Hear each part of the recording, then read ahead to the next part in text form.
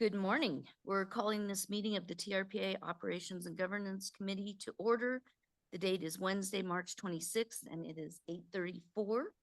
Mario, will you please call the roll? Ms. Bowman? Here. Mr. Bass? Here. Mr. Drake? Here. Ms. Hill? Ms. Lane? Here. Mr. Rice? Okay. Madam Chair, we have a quorum. Thank you. For the members of the public who are joining us remotely to observe the meeting, go to trpa.gov. Under the calendar header, click on the Governing Board Hybrid Meeting for March 26, 2025. There you will find a link to the public webinar hosted on Zoom.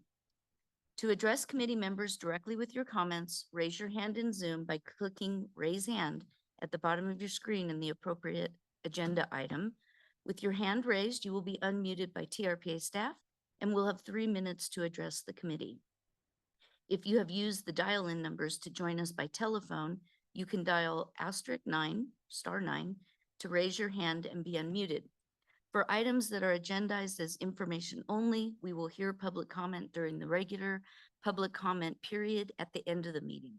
For items agendized for action or possible action, we will hear public comment before the committee takes any action. To the remote committee members, if you wish to speak, please also raise your hand in Zoom. Remote committee members may not use the chat box to make any comments or to have sidebar conversations.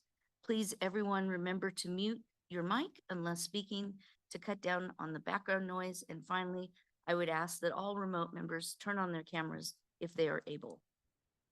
Members of the public who have joined us in person, please raise your hand at the appropriate time for public comment, and you will be called on to speak in front of the room. Committee members who are in person, please raise your hand if you wish to comment and clearly speak into the microphone in front of you. If you are viewing the webinar on a personal computer, please ensure that your microphone and speakers are turned off to prevent audio feedback into the room. The next item on before us is the agenda.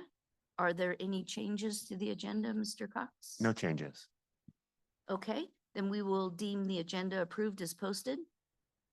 Next, we'll go to approval of the minutes. Item number 2, we have draft set of minutes from February 26th on page 23 of your packet. Does any member of the committee wish to make a change? Seeing none, I will entertain a motion to approve the minutes as presented. Is there a motion? I'll be recusing. Okay. Thank you, Ms. Bowman. It's been moved. Is there any further discussion? Okay. Roll call vote, Maria? Can we just vote on that? Thank you. Okay. All those in favor say aye. Aye. Aye. Any opposed? Okay, that motion carries. This brings us to agenda item number 3, discussion and possible recommendation for approval of the February financials. This item can be found on page 93 of your packet. As a reminder to the public, after staff presentation and committee discussion, we will hear public comment. Mr. Cox. Good morning, Chad Cox, TRPA finance leader for the record here. Take a few minutes to walk you guys through the financials February year to date. So this is from the beginning of the fiscal year in July up through February. We've spent some time over the last months going through the budget process with both states. So quick update on that. Devin was in California back on March 6th. There was a subcommittee hearing where TRPA's budget was part of the California Natural Resource Agency's budget. And so far things have continued to remain intact as we expected. There weren't any feedbacks or real conversations on the TRPA piece, but it has been part of that. And we'll continue to see that work through the process as they go through the May revise. So that's the next step for California's May revise. From a Nevada perspective, the tentative budget closing meeting is next week on Wednesday, April 2nd. So Julie, myself, and Devin will be on site to go through that in case there are questions. Justin Luna will be presenting on our behalf. So I know Julie can talk more and has probably shared. We've had a lot of different testimony and conversations with the state over the last couple months as they're going through that session. So, good progress there. And then just a couple highlights year to date. Revenues are at 56% of budget. A little bit behind the 2/3 of the year, but kind of how we would trend historically, the way our grants implement and ramp towards the end. Expenditures are half of the budget. Comp is right where you'd expect at the 67%. And the contracts piece, which is the largest portion of our budget, is lagging a little bit, but that lines up with grants. So good news on the planning fee front. And if we want to jump over to the next slide, I can go through the detail of the revenue by category. So the only thing remaining in the state revenue to land will land in March, which is the pay bill from the state of Nevada for salary increases. We brought that through the Board of Examiners in February, and that was approved. So we'll see those funds come in. It's just going through the process. I believe those should hit the account this week. So we should see that get to the full amount in March. From a grant perspective, we saw a big step up in grant revenue in January. We talked about that in January, and we've actually collected most of that. I know there were some concerns or some questions you had, Brooke, around some of the federal. Are there any federal impacts to our funding? And currently, it's minimal, and we have continued to see those invoices get paid. And I think receivables are roughly $1.5 million left to collect out of that $4 million invoicing, which the majority of that occurred in our second quarter. We'll see the grant revenue increase as we do our third quarter invoicing in April. So as we go through April, May, you'll see that number step up as expected. As I mentioned before, fees look good and are on track, both versus history, where we are in the year, and versus budget. And then the only other thing I'd cover off here is the other revenue, which is our investment income. That's on track. It shows 60% here, but we book those quarterly on our biggest chunk of investment with the state of California. That fund, the interest books on a quarterly basis. So no concerns in terms of getting to the full year estimate at this point. Any questions on revenue before I jump to expenses? I think we're good. Great. Thank you. On the expense front, compensation is right on track, as I mentioned prior. Contracts, this will ramp. There is an element of general fund contracts. Those are also on track versus budget.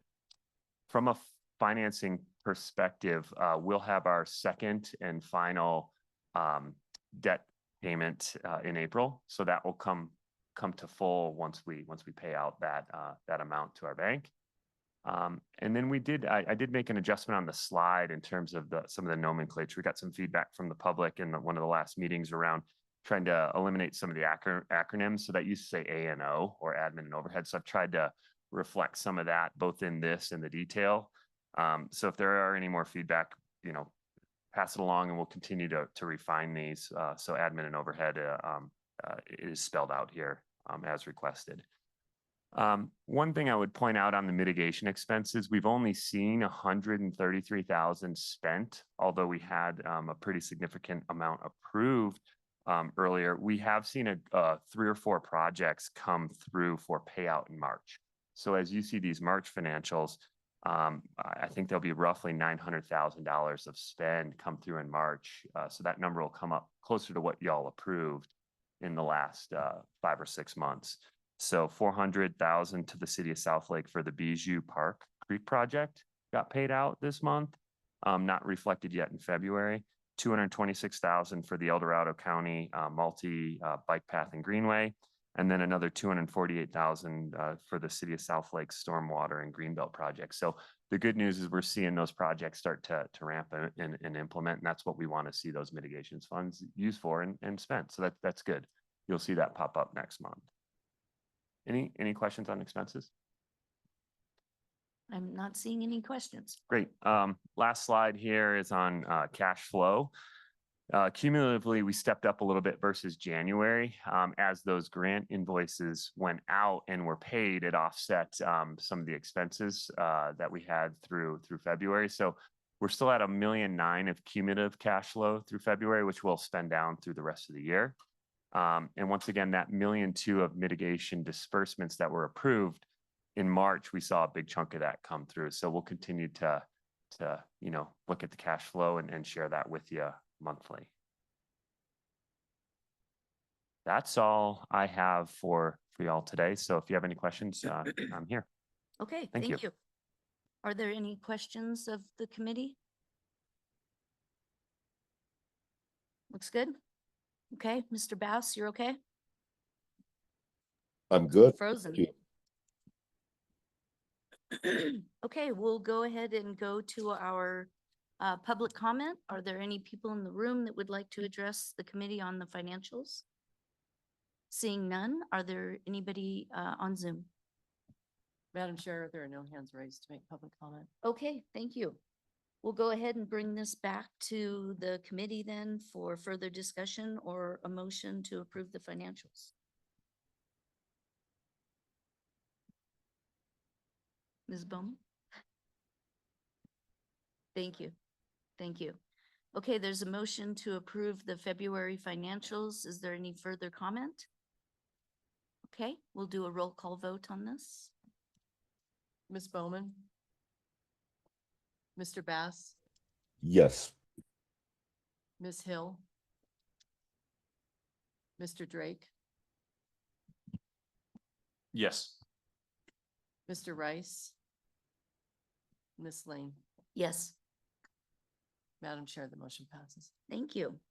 That brings us to agenda item number 4, discussion and possible recommendation for approval of release El Dorado County Air Quality Mitigation Funds in the amount of $125,000. And you can find this information on page 113. I will turn this over to Tracy Campbell to present this item. Is Tracy here?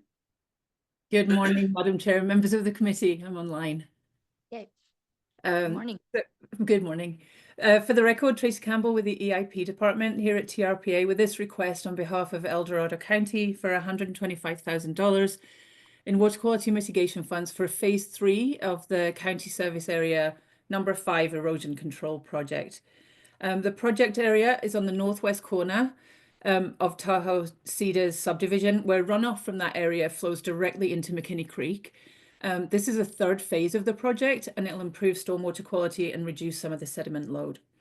Once complete, the improvements will provide additional treatment for runoff by using county-owned rights-of-way, and will both stabilize and treat the existing eroding slopes and conveyance systems that contribute to runoff issues in that area.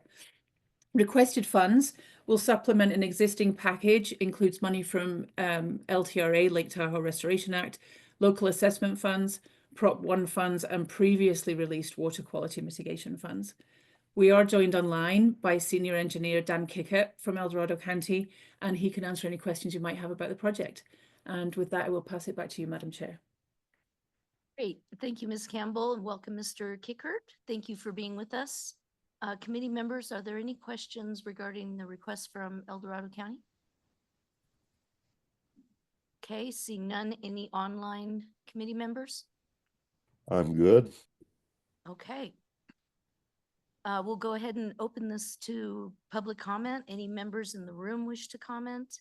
Seeing none, are there any members of the public online wish to comment? We have one hand raised. Phone number that ends in 3017. Go ahead and address the committee and state your full name, please. Hi, Madam Chair. This is Alexis Hill. For some reason, it's not promoting me, but I did vote on yes on the last item, and I have no questions on this item. Thank you, Ms. Hill. Welcome. Thank you for being here. Kind of. Okay, so no other members of the public wish to comment? No other public comment.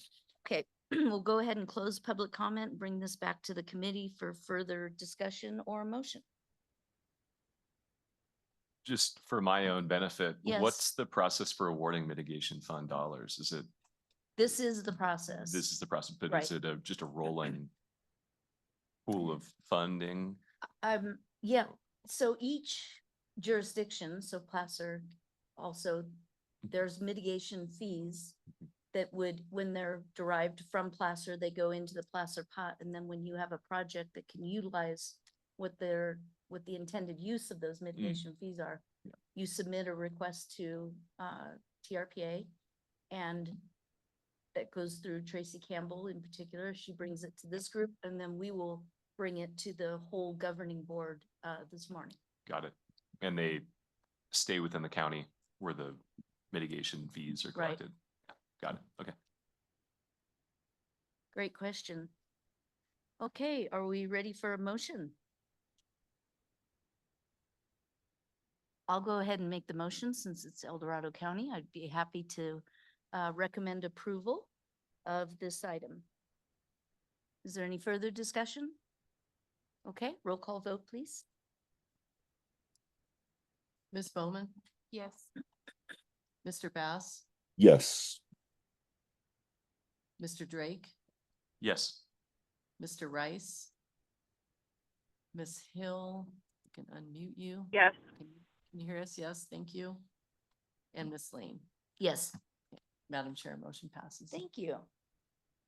Okay, item number 5 is discussion and possible recommendation for approval for release of Douglas County air quality mitigation funds in the amount of $200,000 and mobility mitigation funds in the amount of $100,000. And I will again ask Ms. Campbell to please present. Thank you, Madam Chair. Once again, Tracy Campbell for the record with the EIP department here at TRPA. This request, as you mentioned, is from Douglas County for $200,000 in air quality funds and $100,000 in mobility mitigation funds towards the Kale Drive Complete Street project. The project aims to transform Kale Drive into a complete street by enhancing the drainage, adding sidewalks, bike lanes and crosswalks, improving that intersection over there for safety, and undergrounding some of those overhead utilities. The half-mile collector road is a vital connection to the state line to state line bike trail, the Rave Meadow Trail, and the Douglas County Community Centre. Right now, that road is in a highly degraded state. I drove it the weekend. I can confirm that's true. And it poses safety hazards and negative impacts to water quality in the nearby public lands. The requested funds also will be part of a package, and they'll support project implementation, and they'll join other funds from SNPLMA, the Southern Nevada Public Land Management Act, NDSL, Nevada Division of State Lands, Nevada Energy, Douglas County Transit Occupancy Tax, and money from Barton Health. We are joined online by Courtney Walker. She's Douglas County Stormwater Program Manager, and she can answer any specific questions you might have about that project. So I'll hand it back to you again, Madam Chair. Thank you. Thank you, Ms. Campbell. And thank you for joining us, Ms. Walker. Are there any members of the committee in the room that have questions on this project? Sounds like a great project and well needed. Yeah. Great. Okay, any of our online committee members have any questions? I'm good to go. Thank you, Mr. Bass. We'll go ahead and open this up to public comment. Are there any members in the, any public in the room that would like to address the committee? Seeing none, are there any public online? We have one hand raised. Okay. Steve Teixeira, go ahead and address the committee. Thank you, and good morning, Chair Lane and members of the committee. Steve Teixeira on behalf of Tahoe Chamber. Those of you who are familiar with Kale Drive know it is indeed in deplorable condition and not getting any better. There are a number of funding partners, many of whom Ms. Campbell read off in her staff report. I'm here today just to say that the Chamber has been a champion for this project for many years. Hopefully it's going to finally come to fruition. So please move this forward to the governing board. And I want to give a shout out to Megan Kelly from the Nevada Tahoe Conservation District. She has really done the job of pulling all this together over many frustrations over many years. So Megan gets a shout out from us for her leadership in making sure this project can come to fruition at some point. So thank you for your affirmative action moving this forward. Thank you. Thank you, Mr. Teixeira. Are there any other members of the public? There's no further public comment. Okay, thank you. We'll go ahead and close public comment and bring this back to the committee for further discussion or a motion. So move, Happy to Madam make- Chair. This is Alexis. Okay, thank you, Ms. Hill. There's a motion to approve the release subject to the conditions contained in this memorandum. Is there any further discussion? Seeing none, Maria? Ms. Bowman? Yes. Mr. Bass? Yes. Ms. Hill? Yes. Mr. Drake? Yes. Mr. Rice? And Ms. Lane? Yes, Madam Chair, the motion passes. thank you. Okay, we're on item number 6, which is discussion and possible recommendation for approval of the transfer of 4 abandoned cash securities. And I'd like to call on Mr. Cox to present this item. Great, thank you. Chad Cox, TRPA CFO for the record. This is the first time I've got to bring this before you, so this has been a learning for me. Our team spends a lot of time with the compliance team working to return securities as projects are complete. There are certain times where a project is completed and we work to try to return those securities back to the original owners, and it's become basically per our code an abandoned security, meaning we haven't been able to find them, reach them, and we go through a whole process to do so. What this is today is a request for approval to use these abandoned securities to cover agency costs that we've incurred for processing these age securities and future age securities. So effectively, these will go into our fines and forfeitures account if approved. So just real quick, I'll walk you through our just kind of the high level of the code of what we've done in order to try to find the owners of these securities, and then I'm happy to answer any questions. So first, the original owners of these securities, we've mailed letters to them along with a check with that security to basically refund them for that security. Those are typically returned to us because they're not basically returned to sender, no address, or it's not found. Then the team spends time looking at contacting any consultants that might have helped with the project. They'll research in databases for changes in address. So there's an exhaustive process to try to identify those folks that had initially posted the security. Obviously, the check wasn't cashed. And then finally, we do post notices in both the Tahoe World and the Tahoe Tribune, and those are posted so folks can then respond. And then we wait another year. So at least another year. And these have been actually over 2 years since they were posted in the Tribune. So there's a process we go through. It's actually stated in our code, which is section 5.9.4 section B. There's kind of 3 ways we give back securities, and this is the abandoned section in B. So we're basically coming to you today saying, hey, we followed this process for these 4 particular securities, and we're in a position whereby our code, they're technically abandoned, and we'd like to use those funds to continue to dig into other aged securities, which also a separate topic, but part of our audit that we went through last year is we need to work through some of these age securities. So it's definitely an area of focus for both our team as a finance team and also our compliance team, which is their day in and day out job as they go through and work through our permitting process to go through and return those securities as projects are completed. So that's it in a nutshell. I don't know, Julie, if you've got any other context you want to provide, but this we haven't been to you in a couple of years, I think, for this type of process. So it's not something we do monthly, but we need to do more of it because we do have a handful of age securities we need to work through. So with that, I'm open for questions. Nothing to add. I think Chad did a great job. Thanks, Julie. Are there any questions by the committee members in the room on this topic? Mr. Drake? I just have to say, I feel confident in the thoroughness of this. And seems fair. Move forward. Totally. I mean, my question is, why don't we use the state's processes, right? But I think it comes down to, since we are by state, because each state has like an achievement process.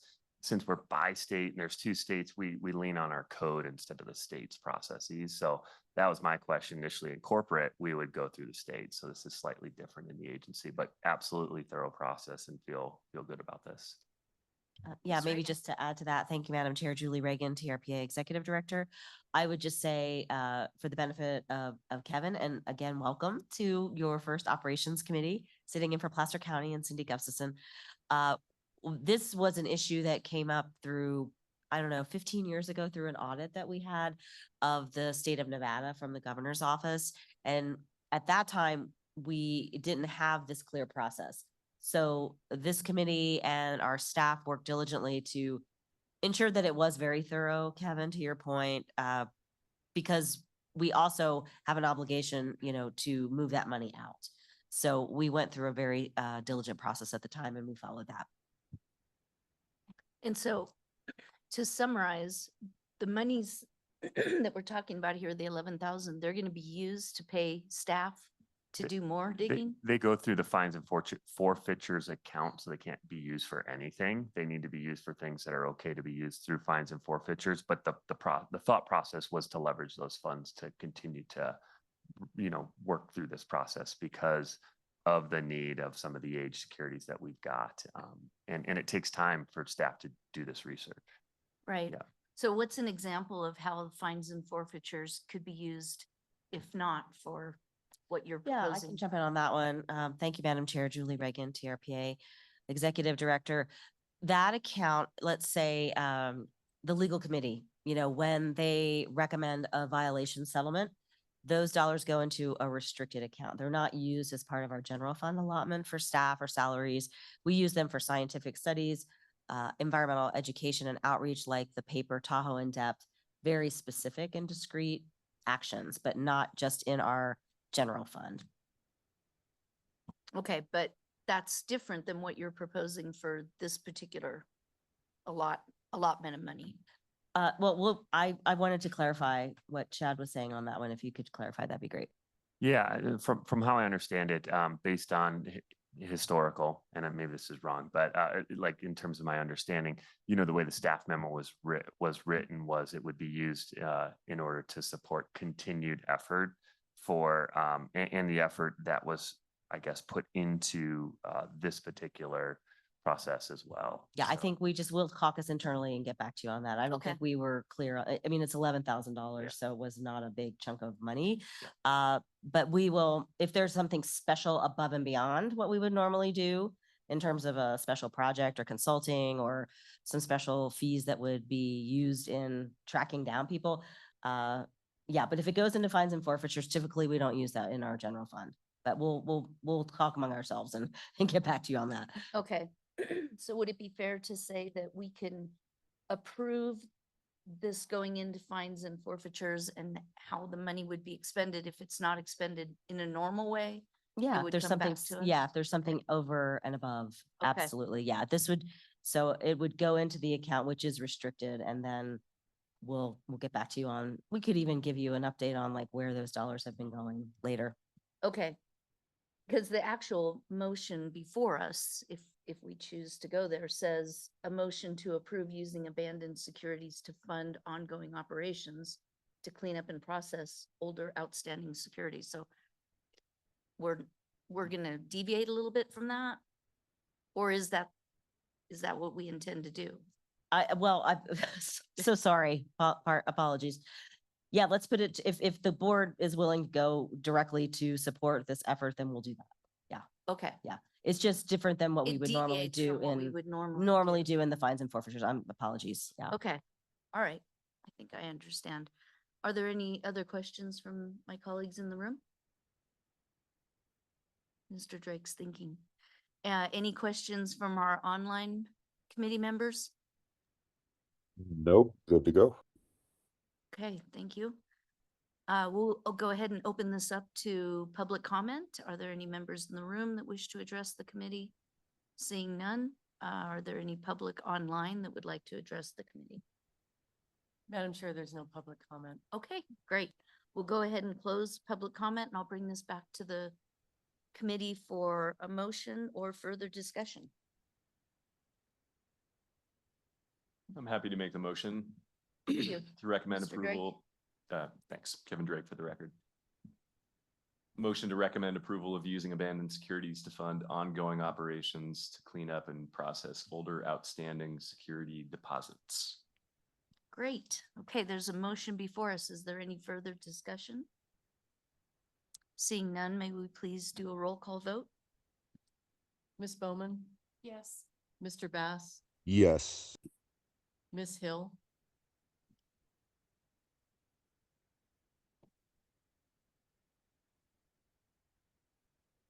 Ms. Hill? Yes. Yes. Mr. Rice? Ms. Lane? Yes. Madam Chair, the motion passes. Thank you. We're on item number 6, upcoming topics. Just a reminder to the public that since this is an information item only, members of the public will be welcome to comment at the final public comment item. Mr. Cox. Great. Just real quick, we've got the April governing board retreat up and coming. As we go through that, it'll be great. We'll get informed in terms of priorities and we'll work through how that will impact how we're thinking about the budget. We'll be bringing a tentative kind of first pass of the budget to you in May, Okay. which will then, similar to last year, we'll bring it to you not in a final state, but based on inputs, we'll bring it to you in June for approval for fiscal year 2026. Also in May, we've got the principal group. They manage a big chunk of our investments. I know we had done a treasurer's report back last fall. It didn't seem relevant to maybe pull them in for a review right then. Typically, you might have saw it in December historically, but talking to Bruce over there, I think he'll have some insights on what's going on in the market, interest rates, stuff like that. So we thought it'd be useful in May to bring him here and we'll have some one-on-one time as well with finance staff, but then also present to you how they're doing with our investments. Excellent. So that's what's up and coming. Okay. Any questions or anything you want to see? I mean, based on what we've been going through, is there anything else you'd like us to add to the list to bring to you? Nothing that I can think of offhand. Thank Any you. committee members have any questions of Mr. Cox? No? Okay. I don't see any hands raised online, so since this was information only, we will go on to the next item, which is item number 8, committee member comments. Are there any committee member comments at this time? I was very remiss. I should have also welcomed Mr. Drake. Thank you, Ms. Reagan, for catching that, but it was great having you here today, taking Ms. Gustafson's spot. She's big shoes to fill, and you've done a great job just kind of jumping in. So thank you for being here. Thank you. And I'm sorry I didn't welcome you from the get-go. Yeah. All right. Any other committee member comments? Okay, we'll go ahead and move on to our final general public interest comment period.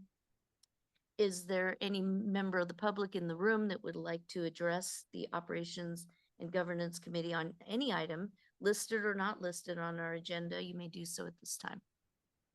Seeing nobody in the room, are there any public commenters online? Madam Chair, there are no public comments online. Great. Thank you. Then we'll bring this back to the committee, and I think we're prepared to make a motion to adjourn. I'll make that motion. All in favor, say aye. Aye. Aye. Any opposed? Thank you.